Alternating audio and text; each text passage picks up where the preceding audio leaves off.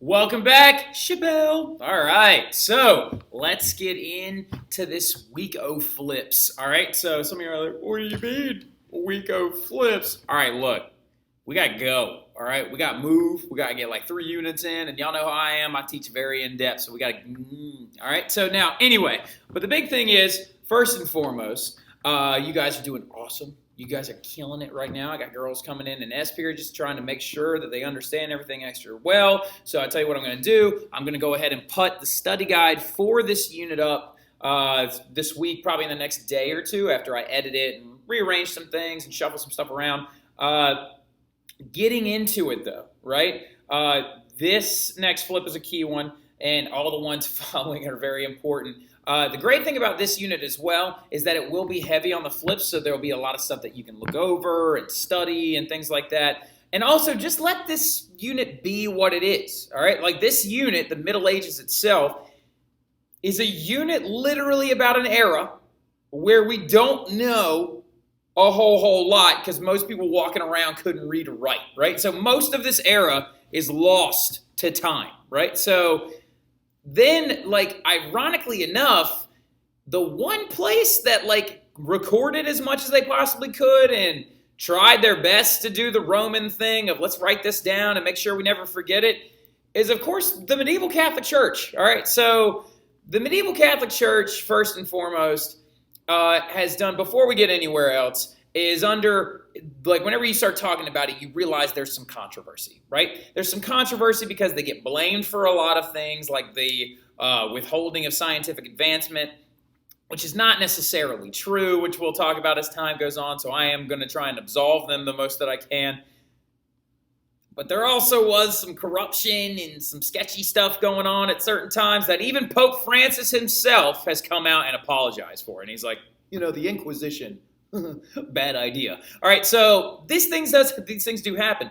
But to really, really understand it, we got to talk about it a little bit, right? So let's go ahead and start off with the fact that I made this Prezi brand spanking new over the weekend, and it's way better than this old garbage one that I used to use. But let's start off with, since this is a Catholic school, what do we already know, right? So I'm going to throw up some questions up here. And if you didn't already know this, then maybe you should jot that down, right? So, for example, who leads? Who leads the medieval Catholic Church? What are they called? What is their title? Of course, his name is El Papa, the Pope, right? So the Pope being the patriarch of the church and the chieftain, not chieftain, but the chief, there's a word, upon this rock you shall build my church. There's a word, St. Peter being the very, very first Pope, there's a word I'm looking for, the protector of the church, right? So not like, and of course they're going to pop up after the Great Schism, and they even existed before that. But look, the Pope's in charge, right? And of course our current Pope being Pope Francis, and the one before that being Benedict, the one of the only in hundreds of years to ever resign his papacy, John Paul II before him. So the popes are a long and prestigious line of church rulers. Now, are there other leaders involved in this church as well, or is it just the Pope? Well, yes, of course there is, right? There are cardinals, bishops, priests, etc. There's an entire church bureaucracy to understand and to go through, right? Now, as Catholics, you're pretty well versed with this, right? So, like when we had the Archbishop came and did Mass last week, either last week or the week before? Like 2 weeks ago, I guess? Yeah? All right, so the Archbishop, really good guy, of course, got to scoot. Die ganze Zeit. Nominis Vatus de Suns de Heilige Geist, right? Now, anyway, though, what figures or icons and their stories were of heavy use in the Catholic faith? Now, this is a little bit of a loaded question, and some of you are all like, All right, well, check this out. They are called, of course, saints. Now, we got into this a little bit when we starting to talk about the Great Schism. How many saints?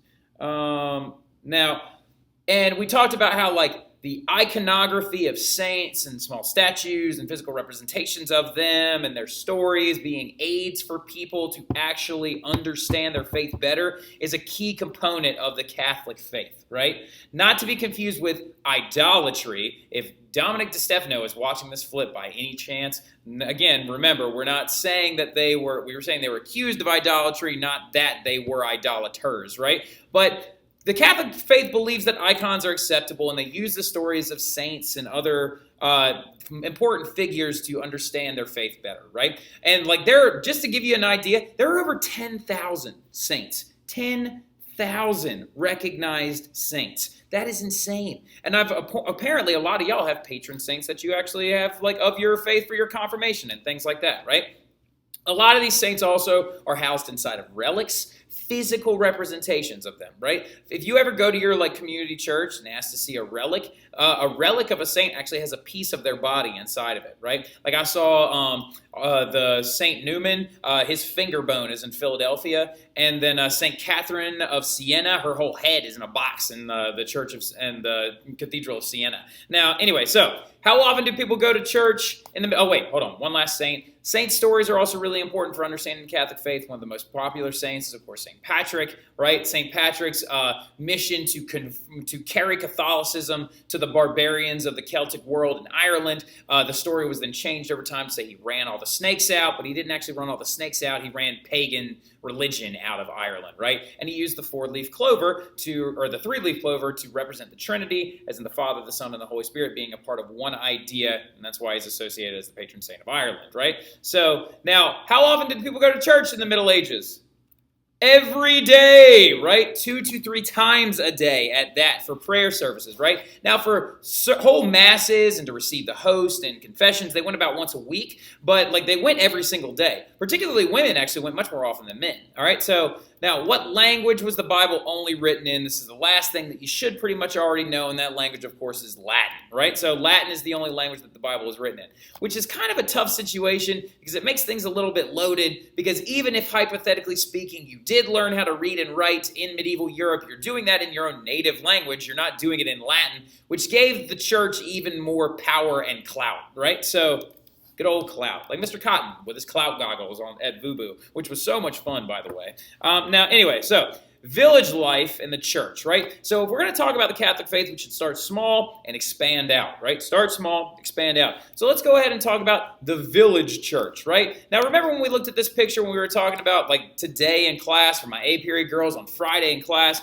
This is the manor system, right? So the church itself is a part of that manor system, right? The lord of the noble lives up here. His vassals live on the outskirts. The peasants the serfs all live inside of these small homes with workshops and water mills and different fields. The church is also there, right? So this is an example of an actual physical church. Who runs an actual village church? None other than your parish priest, right? So, which is just your local representative of the Catholic faith, right? He serves Mass, he serves the host, and the biggest thing he does is he serves the sacraments, right? So, massive importance for receiving sacraments, okay? And the sacraments, of course, being marriage, baptism, burial, confession, etc. All right, so holy orders is one in there. I know there's a ton of them, right? Actually, there's 7, right? There's 7. I'm not Catholic, remember, I'm Baptist. So anyway, but the host is a very, very important one because receiving sacraments for medieval Catholics especially, the reason why they're going 2 to 3 times every day is mainly due to the fact that they believe that these sacraments are going to lead to their salvation, right? And everybody hates life during the Middle Ages because it's awful and it's dismal and it's dark and it's gross, and in the late Middle Ages it even gets cold for a little while and there's this little mini ice age and it's blah,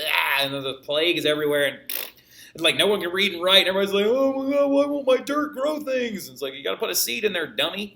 So these things are super important to understand that salvation is the most important piece to a villager during the Middle Ages, right? So they stick to these sacraments no matter what. And the most important one, of course, is receiving the host, right? Receiving the host and this idea of transubstantiation, which is, you should put a little star next to that. And a lot of y'all probably know what transubstantiation is. And I love that word, right? Transubstantiation.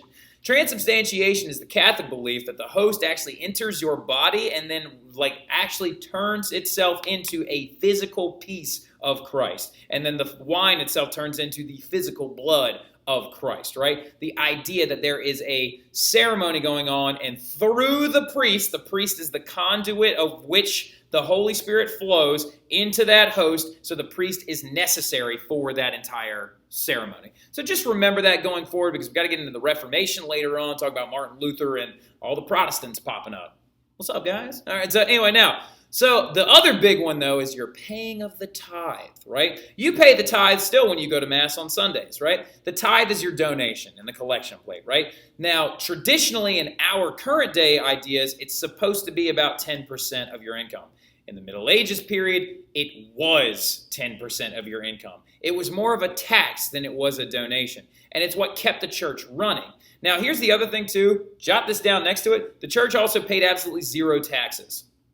So if you have a huge amount of people giving 10% every week of their income to a building and a church idea that only supports one guy and then goes back to Italy and goes back to Rome for the Pope, the church is making a lot of money. All right, so just keep that in mind. They're making a lot of money and they ain't paying any of it out, right? So also, the church becomes an area where you celebrate things, Easter and other holidays, and even dealing out justice, right? So the biggest area of your church was always your baptismal font, which was up front, right? A lot of them were very, very deep and could actually submerge an entire body. And they would even hold justice in the old churchyards, right? So in the churchyards, they would do these things called ordeals, right? And if somebody was convicted of a crime or believed to be guilty, they would be forced to do a task trying to show if they were, in fact, guilty or not, right? One of the biggest ones is they would have a weight strapped to their feet, and they would be dropped in the baptismal font. If they floated, they were guilty, and if they sank, then they were innocent. Usually they drown. That was a big one for witchcraft and stuff like that. Another ordeal was carrying around a red-hot iron poker, and if it didn't burn your hands, then you were innocent. Apparently no one was ever innocent. All right, so anyway, now continuing forward, though, like I said, we're starting small, we're getting bigger, right? Now we're in the medieval city like churches, right? Medieval city churches are not just these little churches anymore. They're now called cathedrals, right? These huge, massive buildings built in the following architectural style. Jot this down. Gothic architecture, right? The Gothic architectural concept is a beautiful one, and I'm going to use a couple of different cathedrals to explain this. So you need a couple of bullet points. I'd say about 4 or 5 bullet points, and we'll just describe a couple of these cool things, right? So this is one of the most famous pieces of Gothic architecture in existence. This, of course, being the Notre Dame Cathedral in Paris, France. And I know some of you are like, didn't you mean Notre Dame? Notre Dame is a university that we mispronounce. Notre Dame is the cathedral in Paris, all right, which unfortunately has, like, so much of it got burnt down last year, which breaks my heart because I wanted to see it before that happened, and now I won't even be seeing the original one anymore, which kills me a little bit. Now, but anyway, so this is a great schematic for Gothic architecture, right? So first thing you can write down in a bullet point, everything comes to a point except for the bell towers, right? But everything about Gothic architecture comes to a peak or an apex, okay? So as you can see, the giant spires, the vaulted roofs, the pointed ceilings, all of these things come to points, right? And to draw your attention towards the heavens, right? So here's another amazing thing about Gothic architecture. These guys, you see these things right here? They're called, try not to laugh, they're called flying, as in flying, buttresses, all right? So write this down, Buttresses, or it's one T. It's either two T's or one T, I don't know.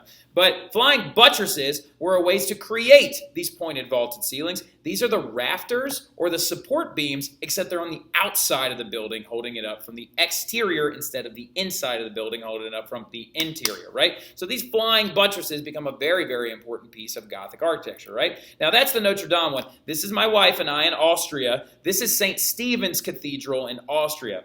Started building around the late 400s. It actually was part of it was an old gate to the Roman Empire. But it's another great example of Gothic architecture, right? Everything's pointed, spires. Now, ironically enough, you can tell that this bell tower was finished in the Renaissance because of this little dome, right? But St. Stephen's Cathedral is absolutely beautiful. And this is another view of it right here. This thing right here, the Giant's Gate, was actually an old gateway into the Roman Empire. It's a very, very cool example of also another piece of Gothic architecture, large stained glass windows. All right, stained glass windows, in particular these other ones called rose windows. All right, so stained glass windows is a bullet point, rose windows is a point. The rose windows are these round ones right here, and the large stained glass ones are these guys right here. Now, Another really cool thing about this church in particular, this thing called the Giant's Gate, also usually it probably is alluded to the fact that a gigantic woolly mammoth bone used to hang from little rafters right here to try and prove a part of the Bible saying that giants used to roam the world, but it actually was a woolly mammoth bone, and they had no idea that there were these large hairy elephants that walked around at one point, right? So again, here is some more like imagery of Gothic architecture. Another one you can write down is built out of stone, right? These are all stone-built churches. That's another aspect of Gothic architecture. Non-painted, and then also right here, the interior has this, write this down, vaulted ceilings, V-A-U-L-T-E-D, ceilings. These gigantic rooms that acoustically support phenomenal music. This is the inside of St. Stephen's Cathedral, and then also they have altars, sculpture altars, right? That's another last one, all right? So anyway, but, last architectural scheme. Gargoyles, right? Gargoyles. These little demon-like looking sculptures that were a big part of late Gothic architecture because they were believed to scare away evil spirits, which is one of my favorite pieces of Gothic architecture. Now, the church is also going to then leech its way into society. Well, leech is a terrible word. It's going to infiltrate its way. That's also a bad word. It's going to intertwine, there we go, with society as well, right? The big views that we're going to be talking about are views on women and views on other faiths, right? If you want really quick, you can pause this, go ahead and jot this down so you can then listen because I'm going to be starting to move a little bit fast because I don't want to take up y'all's entire evening, all right? So now anyway, but views on women are a very important thing to understand because the church was a male-dominated society and structure, right? So views on women, they were seen as equal before the eyes of God, and I should have capitalized that God, and that's offensive, and I'm sorry, all right? So now, however, though, they were viewed as weak and very easily led to sin, right? So they were viewed as always needing a man's guidance, okay? So that is what led to a lot of different aspects like very young marriage, right? Most women were married by the age of 13 or 14. So ladies, most of y'all would have actually been married off by this point, and these marriages were not chosen. They were not chosen by you. They were actually arranged by your parents, right? Also, they were taught to try and embody Mary through practice and prayer, right? So, and over time, this is going to evolve, and then women are going to begin to join the papacy as nuns, right, in convents and things like that. Now, views on other faiths is another massively important one as well. So, the views on other faiths is important to understand that when you're looking at, there are two other faiths that are running around during the Middle Ages. You've got the Nation of Islam, which is not very much present in Europe. And then you've got the faith of Judaism, the Jews, right, which is very present in the society of Europe, right? So if you look at this right here, all this red is the Umayyad Caliphate, which is during the Muslim Golden Age, or the Islamic Golden Age. They actually took over all this stuff in red, right? They were huge, very prosperous. They took over so much stuff that they actually even went into the south of Spain, right? Until a guy shows up named Charles Martel, the grandfather of Charlemagne, right? In 732 AD, he earns his nickname the Hammer because he pounds the red completely out of Spain, but he just into a little bit of southern Spain, at the Battle of Tours, right? So they believed that removing the Muslim faith from Europe was very important, especially in a solidly Catholic state of Spain, right? And then the Jewish community is going to begin to thrive, right? Because they're this kind of middle ground faith that their native homeland is in that of Israel, but ever since the Assyrians took it over in the ancient time period, that had caused a spreading of their people, right? So the Jewish community began to thrive in southern Spain, and due to their thriving and most of them being small, encapsulated communities where most people could read and write and most people were educated by their community, this caused a lot of resentment from Christians in the south of Spain, leading to a huge uptick of what's known as anti-Semitism, right? And anti-Semitism began to persecute the people of the Jewish faith as far back as 1000 AD, right? They were outlawed from doing certain jobs. They were outlawed from owning land. They were only allowed to do certain small craft working or lending jobs and things like that. But they basically were pushed away in society and even forced to live in small neighborhoods all over these different cities and different areas away from the Christian community, right?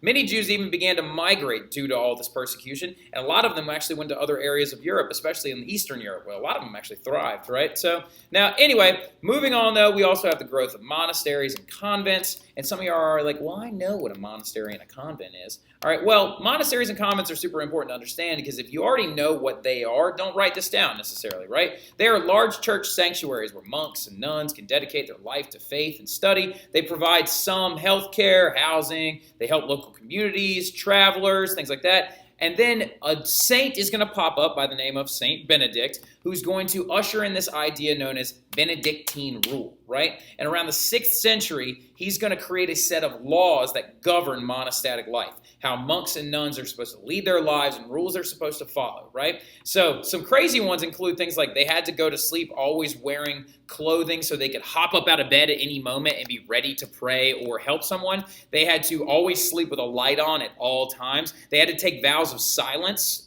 They had to have a schedule that included prayer, work, and study, like all kinds of other stuff. Now, later on, in about the 12th century-ish, 3 big ones are going to be added that you need to circle and star. And the 3 of them include poverty, as in they are not there for financial gain, which is going to be violated by the church, leading to the Reformation, but we're not getting into that right now. Chastity, which is a big one that is actually being debated right now in our common Catholic, or in the Catholic community, right? And then obedience, right? Obedience as into the church ruler, as in what the Pope says goes, right? So these monasteries are then going to eventually grow to house the first large libraries because of all the study by these monks and nuns. And during the Middle Ages, they're going to grow into the very first universities that the Europeans had ever seen, right? This is an idea borrowed from the Muslims of southern, the way I pronounce that, the Muslims of southern Spain, right? Now, here's the last slide, and I know this has been a long flip, and we're all going to be fine. The church power is going to start to grow a little bit too rapidly, right?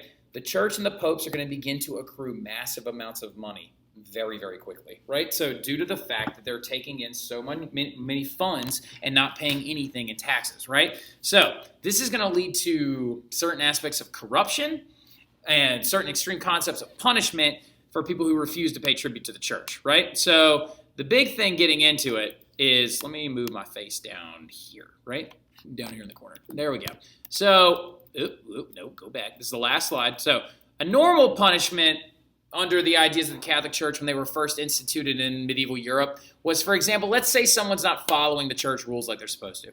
The normal punishment is, of course, excommunication, right? You excommunicate this person, they are kicked out of the faith, they are not allowed back in church, they cannot receive the sacraments, they cannot receive a Christian burial, which is believed to actually condemn them to hell, right? So with that, that is seen as an extreme punishment because remember what I said, life during the Middle Ages was so bad that everybody was dedicated to their faith, right? So you got to understand that this is an extreme punishment for a Middle Ages civilian. So they're going to make sure that they don't actually commit these crimes. Now, another big one is called an interdiction, right? An interdiction was the excommunication of an entire town or village to punish the noble that rules over them, usually leading to a revolt, right? And then the last thing is when things started to get kind of extreme is when the church began to use a new institution called the Inquisition, right? The Inquisition was a church court ran by particularly the Pope as well as cardinals and bishops, where they would try, as in put on trial, and convict suspected heretics. And a heretic is a person who speaks down about the church, right? Their punishment would sometimes be death or torture, right? And we will discuss those forms of torture tomorrow in class. All right, so we're going to cut it there. I'll see you guys tomorrow. Y'all have a good one.